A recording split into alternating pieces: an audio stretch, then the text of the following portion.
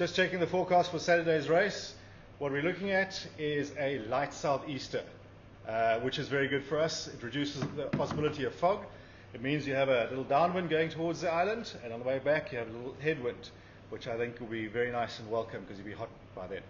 The swell forecast is 12 seconds at 2.9 meters from the southwest.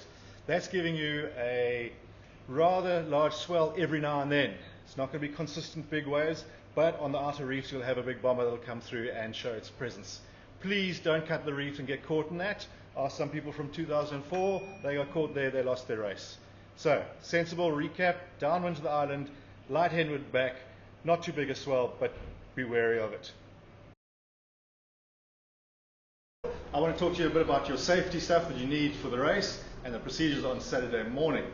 So what you need with you on Saturday morning is a life jacket, a leash, and it needs to be a calf leash, not a paddle leash, and per paddler. Each paddler needs one of these. You also need your CSA number on the boat, and you need either bright tip and tails or bright deck, as you see in this boat. Safe tracks. You need to have safe tracks. There will be safety inspectors who you will go to, and you'll show all this equipment. They will tick you off. They'll want to see your safe tracks is activated. You only then put it in your bag. Once you've completed the safety check, they'll issue you with a whistle. That whistle gives you access to the slipway. You may not get onto water without a whistle. One whistle per boat. The slipway opens at 8 o'clock.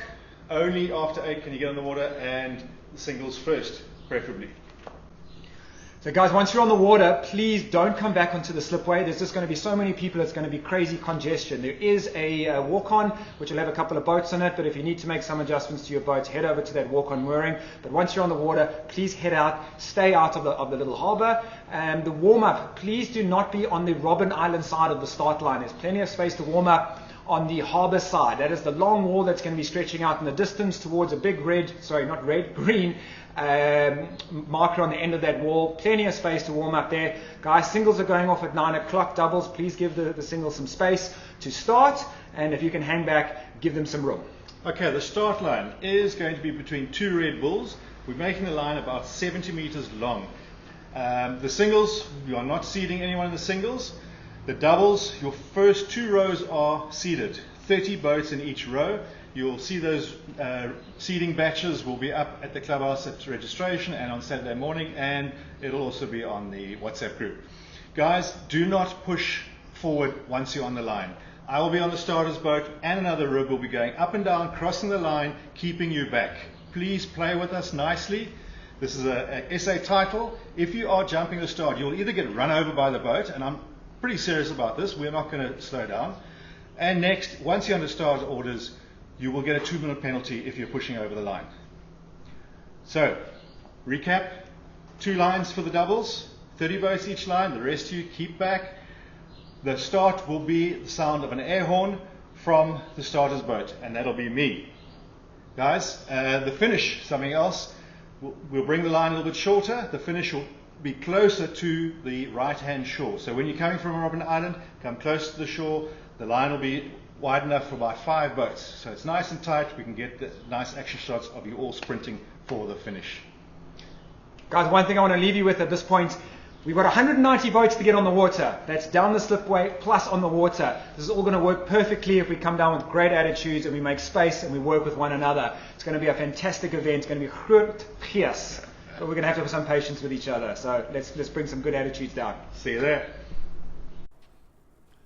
So if you have an issue on the water, you're busy paddling, you have a problem, you've got to get off the water. What do? Here's what you do. First things, pull out your phone and its waterproof pouch. You've got Safe Tracks running. You've got the Flotilla tracking code installed. That's where the magic happens. On your screen, there's a big call for help button.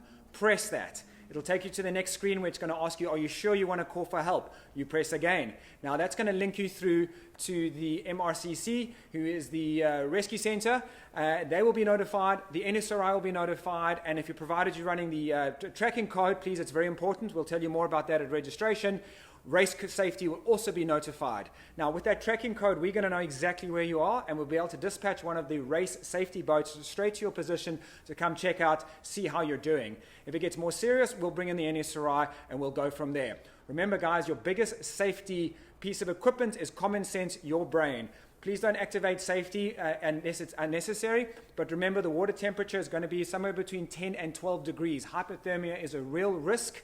If you're not sure, rather activate safety, get pulled out of that water quickly. Hypothermia, 15, 20 minutes, you're going to be really, really, really cold. So guys, take it seriously. SafeTrax is how you're going to call for help. Make sure you've got it with you. Make sure your phone is working. Make sure your phone is fully charged so that it's there when you need it.